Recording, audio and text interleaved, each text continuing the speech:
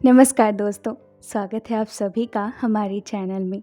हम सुन रहे हैं आशुतोष गर्ग जी द्वारा लिखित पुस्तक जिसका नाम है अश्वत्थामा, महाभारत का शापित योद्धा। आज हम इस पुस्तक का भाग 24 आरंभ करने जा रहे हैं, तो चलिए पढ़ते हैं। युद्ध की विनाश लीला जारी थी। चारों ओर चिरे कटे और खून से लथपथ शवों के ढेर लगे हुए थे। रणभूमि में शायद ही कोई स्थान शेष था जहां पर भूमि अपने मूल रूप में दिखाई दे रही थी। युद्ध में सामान्यतः ऐसी स्थिति तब उत्पन्न होती है जब युद्ध अपने चरम को पार कर अंत की ओर अग्रसर होता है।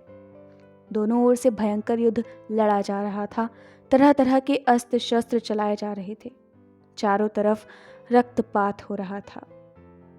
एक दुराग्रही, हठधर्मी एवं अति महत्वाकांक्षी दुर्योधन के कारण दोनों ओर के असंख्य सैनिक अब तक अपने प्राण गंवा चुके थे।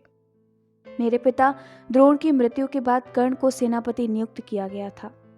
सेनापति बनने के बाद कर्ण का आत्मविश्वास भी बढ़ गया था। युद्ध कौशल में तो वह पारंगत था ही, वह साहस एवं पराक्रम में भी बेजोड़ था। अर्जुन की भांति उसके पास भी अनेक प्रकार के दिव्यास्त्र थे। वह बीच बीच में उनका प्रयोग करता था, जिनका सामना करना पांडव सेना के लिए भारी पड़ जाता था। मुख्य रूप से युद्ध उस समय अर्जुन और कर्ण के बीच चल रहा था। दोनों एक दूसरे के रक्त के प्यासे थे। उनके बीच हो रहे संघर्ष को देखने से यह स्पष्ट था कि दोनों में से एक की मृत्यु के बाद ही युद्ध थमेगा। इस बात से मुझे एक बात और याद आई। महर्षि दुर्वासा से कुंती को मिले वरदान के फलस्वरूप पांडवों के जन्म की कथा सुनाते समय मैंने कहा था कि कभी कभी वरदान भी अभिशाप बन जाते हैं। मैंने उस समय एक रहस्य के विषय में भी बात की थी। उस रहस्य को प्रकट करने का अब समय आ गया है। महर्षि दुर्वासा से वरदान पाकर कुंती इतनी प्रसन्न हो गई कि उसके मन में वरदान को परखने का इच्छा जागृत हो गई। उसने सबसे पहले सूर्यदेव का आवाहन किया। वरदान झूठा होने का कोई प्रश्न नहीं था। सूर्यदेव प्रकट हो गए। कुंती ने उन्हें प्रणाम किया तो उन्होंने कुंती से कुछ मांगने को कहा। तब कुंती ने उन्हें सच बता दिया कि वह केवल वरदान को परखना चाहती थी और फिर उसने सूर्यदेव से क्षमा मांगते हुए उनसे लौट जाने का अनुरोध किया था। परंतु सूर्यदेव के लिए बिना कुछ दिए लौट जाना संभव नहीं था। इसी दुविधा के बीच सूर्यदेव ने कुंती को एक पुत्र देने का निर्णय कर लिया। कुंती उस समय अविवाहित थी। उसके लिए विवाह से पूर्व अपने शरीर का दान करना संभव नहीं था। तब सूर्यदेव ने अपनी दिव्य शक्ति से बिना स्पर्श किए कुंती के गर्भ में एक पुत्र स्थापित कर दिया। यथा समय कुंती के गर्भ से एक तेजस्वी बालक ने जन्म लिया। वह बालक अपने पिता के समान प्रकाशमान था। वह शरीर पर स्वर्ण कवच और कानों में स्वर्ण कुंडल पहने हुए था। उसके कंधे बैल के समान बलिष्ठ तथा नेत्र सिंह के समान ओजस्वी थे। कुल की अपकीर्ति और लोकलाज के भय से कुंती ने एक धाई के साथ मिलकर उस बालक को टोकरी में रखकर नदी में प्रवाहित कर दिया। कुछ समय बाद वह टोकरी बहती हुई यमुना नदी से गंगा नदी में जा पहुंची।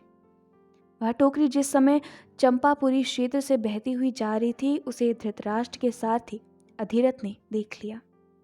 अधिरथ निसंतान था, तो वह उस दिव्य बालक को भगवान का प्रसाद मानकर अपने घर ले आया। इसके बाद अधिरथ और उसकी पत्नी राधा ने मिलकर उस बालक का पालन पोषण किया। आपका अनुमान सही है। यही बालक बड़ा होकर कर्ण कहलाया। हाँ, यही पूर्ण सत्य है कि कर्ण वास्तव में कुंती पुत्र था और इस नाते वह पांडवों का ज्येष्ठ भाई था। इससे भी अधिक आश्चर्य की बात यह है कि कर्ण और कुंती दोनों ही इस रहस्य को युद्ध आरंभ होने से पहले से जानते थे। युद्ध के बाद जब मेरे मामा कृपाचार्य ने मुझे यह बात बताई तो मैंने उनसे सबसे पहला प्रश्न यही किया, क्या कुंती ने कर्ण को उसके जन्म की बात बताकर उसे पांडवों के साथ रहने के लिए आग्रह नहीं किया? सब कुछ पता लगने के बाद भी कर्ण ने दुर्योधन का साथ क्यों दिया और अपने भाइयों के विरुद्ध युद्ध क्यों किया? मामक कृप ने बताया, अश्वत्थामा, कुंती जानती थी कि दुर्योधन युद्ध में मुख्य रूप से कर्ण पर ही निर्भर था और यदि कर्ण उसका साथ छोड़ देता तो पराजय के भय से शायद दुर्योधन युद्ध को रोक सकता था। यही सोचकर एक दिन कुंती ने कर्ण से मिलने का निश्चय किया और वह कर्ण के स्नान ध्यान के समय गंगा तट पर जा पहुंची। कुंती को देखकर कर्ण ने उसे प्रणाम किया और पूछा, यह सूतपुत्र आपकी क्या सेवा कर सकता है? कर्ण, स्वयं को सूतपुत्र न कहो। मैं आज तुम्हें यही बताने आई हूं कि तुम सूतपुत्र नहीं हो, तुम मेरे पुत्र हो। तुम कुंती के पराक्रमी ज्येष्ठ पुत्र हो, कर्ण हो। तुम यशस्वी पांडवों के ज्येष्ठ भाई कर्ण हो। यह आप क्या कह रही हैं? कर्ण व्याकुल हो उठा। मैं और आपका पुत्र, यह कैसे संभव है? इसके बाद कुंती ने कर्ण को दुर्वासा से मिले वरदान और सूर्यदेव के अंश से कर्ण के जन्म की कथा सुनाई। कुंती ने कर्ण के सामने रो रोकर मां का दायित्व ना निभा पाने के लिए उससे क्षमा भी मांगी। मुझे क्षमा कर दो पुत्र, वह बोली। मैंने लोकलाज के भय से तुम्हें जन्म के समय त्याग दिया और अपने कुल की कीर्ति अक्षुण्ण रखने के लिए तुम्हारा भविष्य और वर्तमान खंडित कर दिया। मैं अपना अपराध स्वीकार करती हूँ और तुमसे प्रार्थना करती हूँ कि तुम अपने भाइयों के साथ मिलकर रहो। मैं तुम्हें वचन देती हूँ कि युधिष्ठिर और उसके अनुज तुम्हें यथोचित सम्मान देंगे और तुम इंद्रप्रस्थ के राजा बनोगे। दुर्योधन दुष्ट और कपटी है। वह जानता है कि तुम्हारी सहायता के बिना वह युद्ध नहीं जीत सकता। उसका साथ छोड़ दो कर्ण। कुंती ने एक श्वास में सब कुछ कह दिया जो इतने वर्षों से वह अपने मन में दबाए बैठी थी।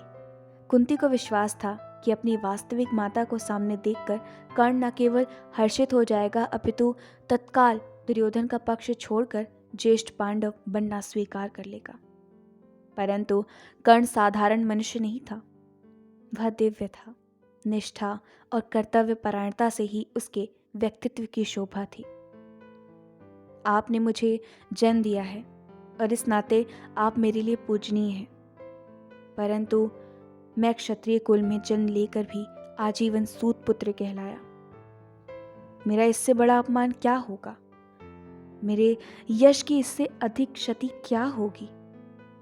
रणभूमि में जिस समय पांडव आपकी उपस्थिति में मुझे सूत पुत्र कह रहे थे और मेरा उपहास कर रहे थे, उस समय केवल दुर्योधन ही एक व्यक्ति था जिसने मेरी पीड़ा को समझा और मुझे सहारा दिया।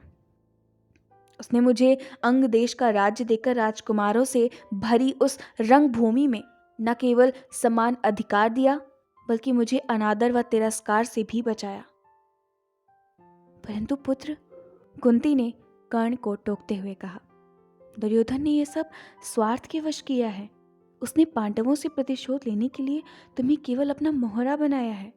मैं जानता हूं, कर्ण ने दो टूक उत्तर दिया, परंतु यदि मेरे जन्म के समय आपके द्वारा स्वार्थवश मेरा त्याग करना उचित है, तो दुर्योधन द्वारा स्वार्थवश मुझे अपनाना अनुचित कैसे हो सकता है? रंगभूमि में पांडव मेरे विषय में कुछ नहीं जानते थे, परंतु दुर्योधन भी मुझसे अनजान था। फिर भी उसने एक सच्चे योद्धा की भांति मेरा सम्मान किया। मैं आज जो कुछ हूं दुर्योधन के कारण हूं, अन्यथा लोगों ने तो मुझे सूत पुत्र कहकर मेरे आत्मविश्वास को चूर कर दिया था। आज वस्तुस्थिति जो भी हो, किंतु अब मैं दुर्योधन के साथ विश्वासघात नहीं कर सकता। कर्ण से सत्य कहकर कुंती के मन का बोझ अवश्य हल्का हो गया था, किंतु कर्ण का दृढ़ संकल्प देखकर और उसका कटाक्ष सुनकर कुंती की आत्मा पर कई गुना बोझ आ पड़ा।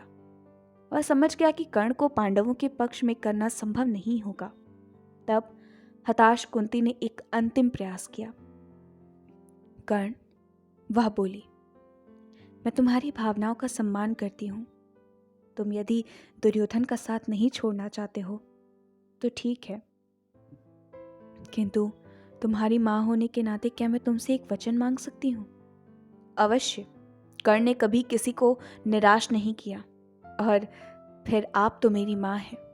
मांगिए। तुम मुझे वचन दो, कि मेरे 5 पुत्र जीवित रहेंगे। कुंती ने कर्ण से अपने 5 पांडव पुत्रों का जीवन दान मांगते हुए कहा, क्योंकि उसे पता था कि कर्ण से सबसे अधिक खतरा कुंती के पुत्र अर्जुन को था। ओह, कर्ण के चेहरे के भाव बदल गए। मुझ पर दुर्योधन के उपकार का ऋण है और युद्ध में दुर्योधन के शत्रुओं का नाश करना मेरा दायित्व है, परंतु मैं आपको भी निराश नहीं करूंगा। मैं आपके सभी पुत्रों को मार सकता हूं, किंतु मैं आपको वचन देता हूं कि अर्जुन को छोड़कर मैं युधिष्ठिर, भीम, नकुल व सहदेव इनमें से किसी का वध नहीं करूंगा।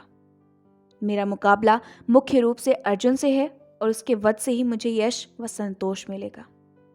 यदि मैं मारा गया तो अर्जुन जीवित रहेगा और यदि अर्जुन मारा गया तो मैं जीवित रहूंगा।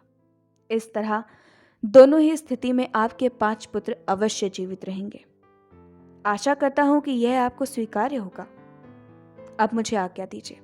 प्रणाम। यह कहकर कर्ण मुड़ा और कुंती को उसकी दुविधा के साथ वहीं खड़ा छोड़कर चला गया। कुंती को वह पल याद आ रहा था जब उसने नन्हे कर्ण को टोकरी में लिटाकर नदी में बहा दिया था। उस समय कुंती ने अपने सम्मान की रक्षा हेतु अपने पुत्र को त्याग दिया था। आज उसी पुत्र ने अपने सम्मान एवं वचन की रक्षा के लिए अपनी मां का परित्याग कर दिया था। क्या नियति कुंती से प्रतिशोध ले रही थी?